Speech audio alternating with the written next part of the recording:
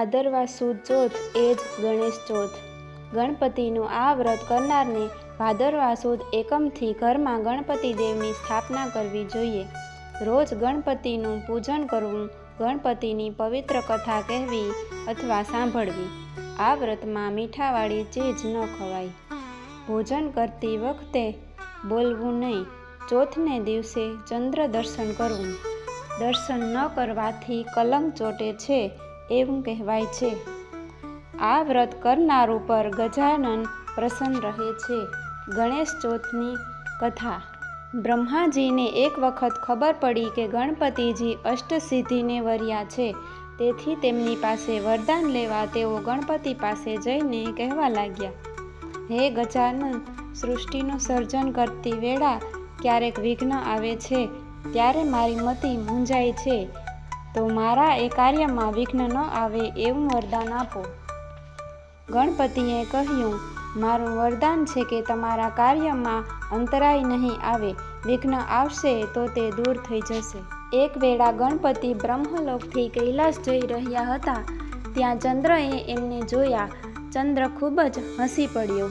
આથી ગણપતિ તેને શાપ આપતા બોલ્યા, હે ચંદ્ર, તને તારા રૂપનું અભિમાન આવ્યું। આજના દિવસે કોઈ તારું મુખ નહીં જુએ, અને જો કોઈ ભૂલે ચૂકે જોશે તો તેને માથે કલંક લાગશે। ગણપતિના શાપથી ચંદ્રને એવી શરમ આવી કે તે જળમાં રહેલા કમળમાં છુપાઈ ગયો। દેવોને ખબર પડી કે ગણપતિએ ચંદ્રને શાપ આપ્યો છે, તેથી ચંદ્ર શરમાઈને ક્યાંક લપાઈ ગયો છે।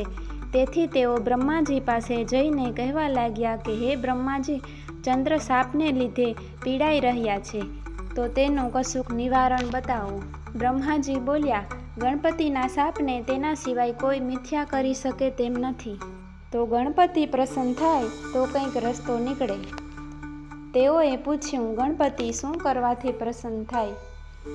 બ્રહ્માજી બોલ્યા, એ માટે ચંદ્રને ગણેશ ચોથનું વ્રત કરવું પડે। ભાદરવા માસમાં સુદ એકમથી સુદ ચોથ સુધી તેણે વ્રત કરવાનું। ગણપતિની કોઈ પણ ધાતુની મૂર્તિ બનાવી એકમથી ચોથ સુધીમાં કોઈ પણ શુભ દિવસે ઘરમાં ગણપતિજીની સ્થાપના કરી તેમની પૂજા કરવાની।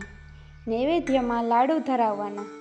ચોથના દિવસે સંધ્યાકાળે ગણપતિજીની મૂર્તિ વાજતે ગાજતે નદીએ, દરિયે કે જળાશયમાં લઈ જઈ જળમાં પધરાવી દેવાની। આ દિવસે બ્રહ્મ ભોજન અને દાન કરવામાં આવે તો જરૂર ગણપતિ પ્રસન્ન થાય છે।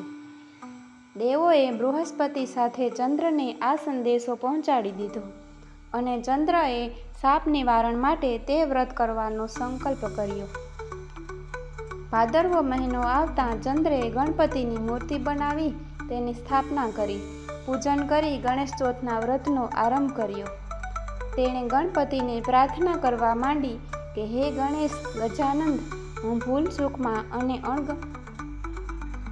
અણસમજમાં આપને વિશે કાંઈ આડું અવળું બોલી ગયો, પણ હવે મને બહુ જ પસ્તાવો થાય છે।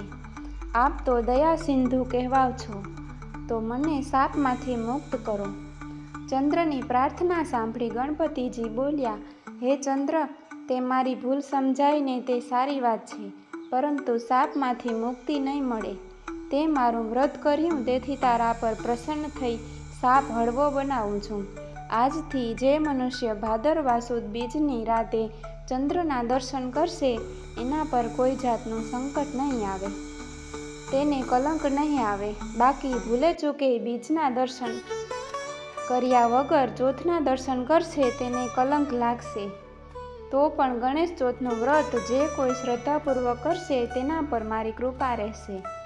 જે ભાવિકો શ્રદ્ધાપૂર્વક ગણેશ ચોથનું વ્રત કરશે, તેના વ્રતની કથા કહેશે યા સાંભળશે, તેના પર ગણપતિ દાદા સદા કૃપા દ્રષ્ટિ રાખશે અને તેને સુખ સાંભળશે।